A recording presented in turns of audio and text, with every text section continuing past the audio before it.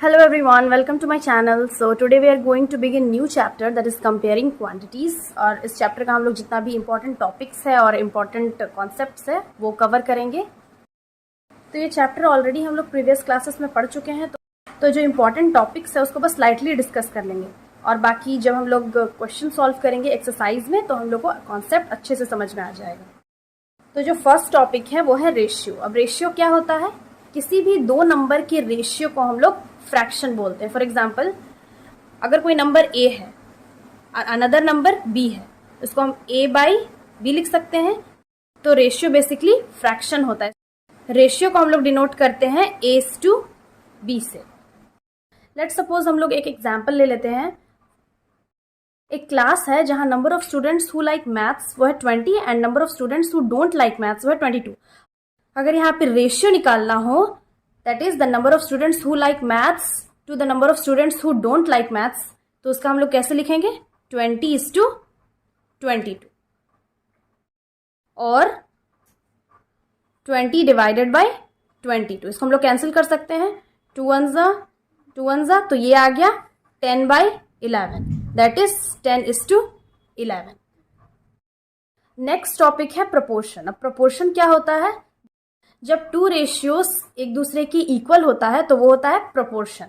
तो प्रोपोर्शन को हम लोग ऐसे भी लिख सकते हैं a by B is equal to C by D और a is to B is equal to C is to D. यहाँ पे a बाई बी ये जो रेशियो है that is a is to B वो सी इज टू डी के equal है. That means ये टू रेशियोज प्रोपोर्शन है. नेक्स्ट टॉपिक है परसेंट. अब परसेंट को हम लोग लिखते कैसे हैं? For example, the number of students who like maths, उसको मैथ्स, तो यहाँ तो हम लोग रेशियो में लिखे थे, यहाँ पे परसेंटेज में लिख लेंगे. ये हो जाएगा 30%. वैसे ही number of students who don't like maths इसको लिख लेंगे 60%. तो परसेंटेज को हम लोग सिंपली ऐसे डिनोट कर लेते हैं. अब नेक्स्ट है कन्वर्जन. यहाँ पे अगर कोई नंबर फ्रैक्शन में है जैसे 1/2, इसको हम लोग को परसेंटेज में कन्वर्ट करना है तो हम लोग क्या करेंगे? सिंपली 100 से मल्टीप्लाई करेंगे, कैंसिल करेंगे. 2 1 2 5 तो ये आ गया 50%. वैसे ही अगर हम लोग को परसेंटेज को फ्रैक्शन में कन्वर्ट करना होगा, फॉर एग्जाम्पल यही 50% को हम लोग को फ्रैक्शन में कन्वर्ट करना है तो क्या करेंगे? तो हम लोग इसको 100 से डिवाइड कर लेंगे. तो ये कैंसिल हो गया. 5 1 5 2 तो आ गया 1/2. वैसे ही अगर रेशियो को परसेंटेज में कन्वर्ट करना है तो क्या करेंगे? जैसे 4:5 ये एक रेशियो है, इसको हम लोग को परसेंटेज में कन्वर्ट करना है तो 4/5 ये इस टू को हम लोग फ्रैक्शन में चेंज कर सकते हैं इनटू 100. अब इसको हम लोग कैंसिल कर लेंगे. 5 1 5 2 तो ये आ गया 4 × 20, 4 2 8 तो ये आ गया 80%. अगर यही परसेंटेज को हम लोग को रेशियो में चेंज करना होगा तो क्या करेंगे? 80% is equal to 80 divided by 100. ये कैंसिल. 2 4 2 5 तो ये आ गया 4/5. अब इसको अगर रेशियो में लिखना होगा तो हम लोग लिख लेंगे 4:5. अगर यही परसेंटेज को डेसिमल में चेंज करना हो तो हम लोग कैसे चेंज करेंगे? फॉर एग्जाम्पल, अगर 20% है, इसको डेसिमल में चेंज करना है तो हम लोग क्या करेंगे? 20 डिवाइडेड बाई 100 कर लेंगे, ये कैंसिल करेंगे. उसके बाद हो जाएगा यहाँ पे 0.2. यहाँ पे 0.2 कैसे आया? ये पॉइंट कैसे आया है? जैसे यहाँ पे 2 बाई डिवाइडेड बाई जो 10 है, यहाँ पे डिनोमिनेटर में 1 के बाद कितना डिजिट है, मतलब कितना नंबर ऑफ जीरोज है? 1 नंबर ऑफ जीरोज है. तो जो न्यूमरेटर है उसमें हम लोग एक डिजिट के आगे पॉइंट लगा देंगे. जैसे यहाँ पे हो गया 0.2 एक डिजिट है, उसके आगे हम लोग यहाँ पे पॉइंट लगा लिए हैं. अगर यही 0.2 को हम लोग को परसेंट में चेंज करना हो, ये डेसिमल है, अगर इसको हम लोग परसेंट में चेंज करेंगे तो क्या करेंगे? जैसे 0.2 है, इसको हम लोग 100 से मल्टीप्लाई कर लेंगे तो इनटू हम लोग 100 कर सकते हैं और यहाँ पॉइंट हटाने के लिए नीचे 1 के बाद एक 0 लगा लें. अगर यहाँ 2 के बाद एक और डिजिट होता तो हम लोग यहाँ एक और 0 लगा लेते. तो अब क्या करेंगे? यहाँ पे 0 कैंसिल, यहाँ पे 0 कैंसिल, ये हो जाएगा 2 × 10 तो आ गया 20%. तो ये है conversions of percentage to decimal, fraction and ratio. Next topic है finding percentage of a number. अगर किसी भी नंबर का हम लोग को परसेंटेज फाइंड करना हो तो हम लोग कैसे फाइंड करेंगे?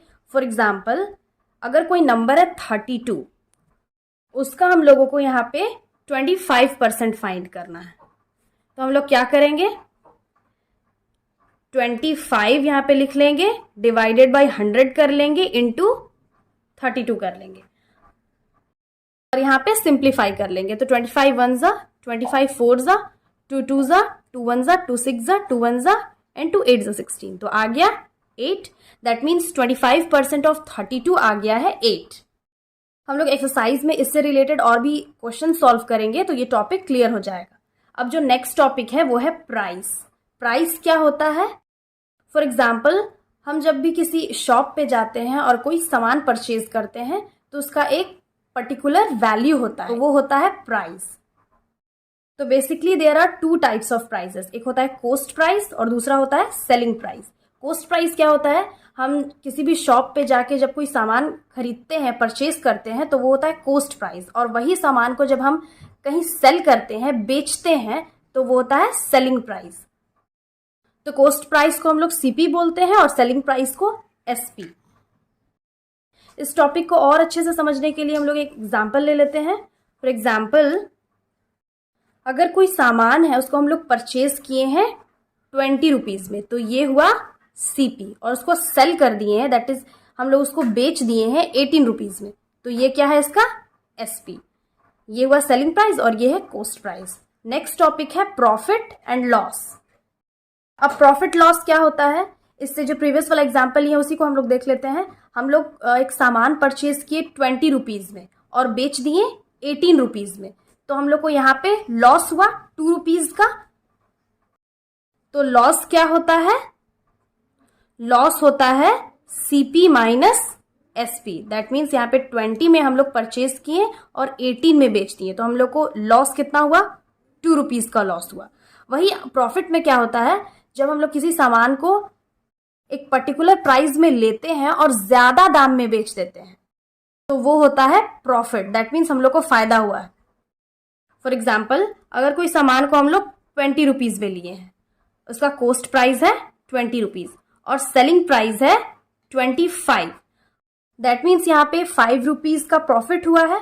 तो प्रॉफिट का फॉर्मूला होता है एसपी माइनस सीपी।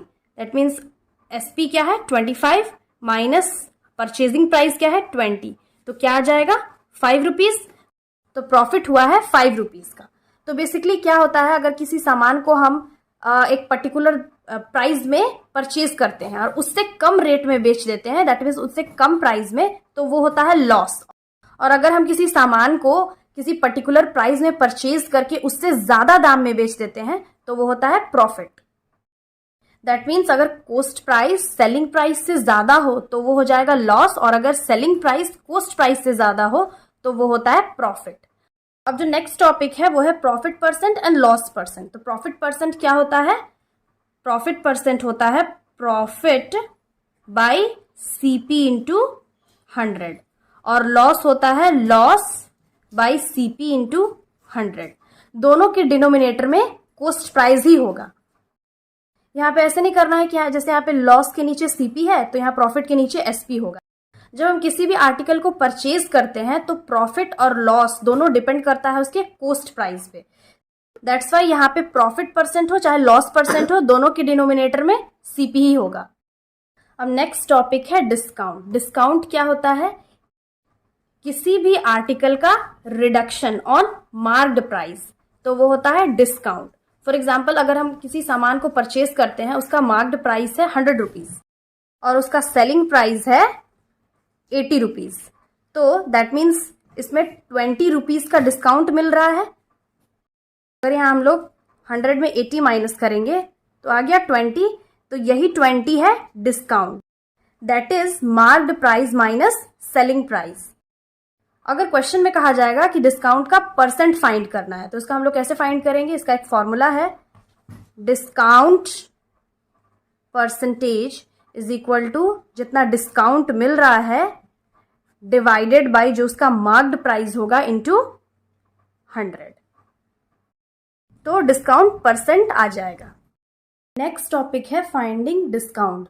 तो अगर हम लोग को किसी भी आर्टिकल का डिस्काउंट रेट फाइंड करना हो या फिर डिस्काउंट प्राइस, तो हम लोग क्या करेंगे, फॉर एग्जाम्पल कोई आर्टिकल है जिसका रेट है 300 और वो 20% ऑफ में मिल रहा है या फिर 20% डिस्काउंट में, तो हम लोग कैसे फाइंड करेंगे, हम लोग सबसे पहले 300 का 20% फाइंड कर लेंगे। तो 300 इंटू 20 डिवाइडेड बाई 100, ये 2 0 कैंसिल, 2 0 कैंसिल, ये हो गया 3 इंटू 20, 3 2 6, ये 60 आ गया। अब हम क्या करेंगे, ये जो टोटल प्राइस है 300, इसमें 60 माइनस कर देंगे, तो ये आ जाएगा 240, तो 240 होगा इसका डिस्काउंट प्राइस। नेक्स्ट टॉपिक है वैट, वैल्यू एडेड टैक्स।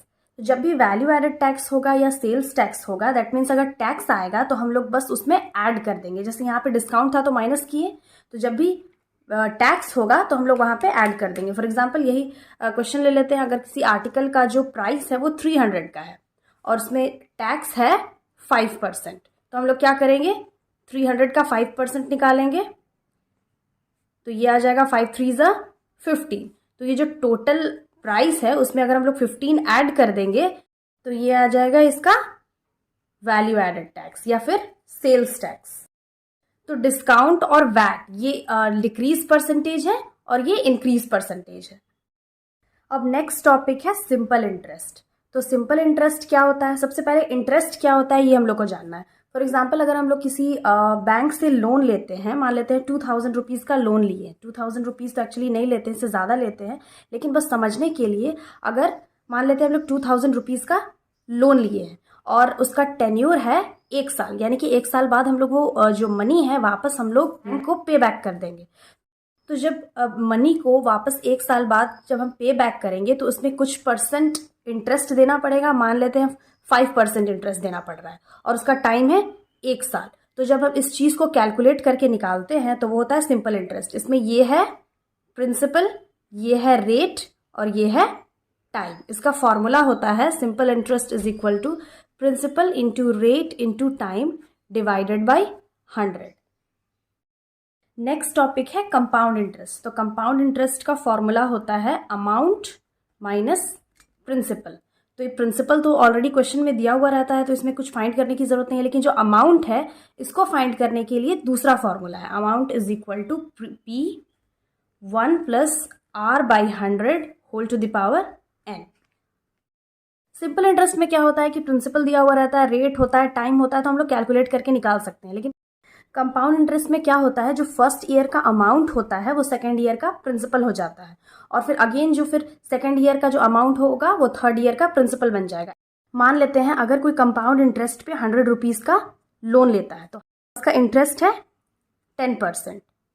तो कैलकुलेट करेंगे तो 100 इंटू 10 बाई 100, ये कैंसिल हो गया, ये आ गया 10। अमाउंट इज इक्वल टू होता है प्रिंसिपल प्लस इंटरेस्ट, हम 100 प्लस 10 करेंगे तो आ गया 110। अब क्या करेंगे, जो ये अमाउंट है वो सेकेंड ईयर का प्रिंसिपल हो जाएगा। अब हम जो 10% रेट तो वही रहेगा, बट जो अमाउंट प्रिंसिपल बन गया है सेकेंड ईयर का उस पर हम 10% निकालेंगे, तो फिर ये कैंसिल हो गया, तो ये आ गया 11। अब अगेन हम लोग अमाउंट इज इक्वल टू होता है प्रिंसिपल प्लस इंटरेस्ट, तो 110 प्लस 11 करेंगे तो आ गया 121। तो अगेन जो ये सेकेंड ईयर का अमाउंट है वो थर्ड ईयर का प्रिंसिपल हो जाएगा और ऐसे निकालते रहेंगे तो प्रोसेस बहुत लॉन्ग हो जाएगा। तो उसी लॉन्ग प्रोसेस से बचने के लिए सिंपली हम लोग यहाँ पे एक फॉर्मूला अप्लाई करते हैं। जैसे कंपाउंड इंटरेस्ट का फॉर्मूला है अमाउंट माइनस प्रिंसिपल, तो अमाउंट फाइंड करने के लिए हम लोग P1 plus R divided by 100 whole to the power n कर लेंगे। यहाँ पे P प्रिंसिपल है, R रेट ऑफ इंटरेस्ट है और n है ये टाइम है। तो कंपाउंड इंटरेस्ट में ईयरली, हाफ ईयरली, क्वार्टरली तीनों ही क्वेश्चंस आते हैं एक्सरसाइज में। तो जब हम लोग एक्सरसाइज में उससे रिलेटेड क्वेश्चन सॉल्व करेंगे तो ये टॉपिक भी अच्छे से क्लियर हो जाएगा। तो आई होप आप लोगों को ये इंट्रोडक्शन पार्ट अच्छे से क्लियर हो गया होगा। अगर वीडियो समझ में आया हो तो प्लीज़ वीडियो लाइक करिएगा, अपने फ्रेंड्स के साथ शेयर करिएगा और चैनल ज़रूर सब्सक्राइब कर लीजिएगा। Again I will be back with the next video. Till then have a nice day. Thanks for watching.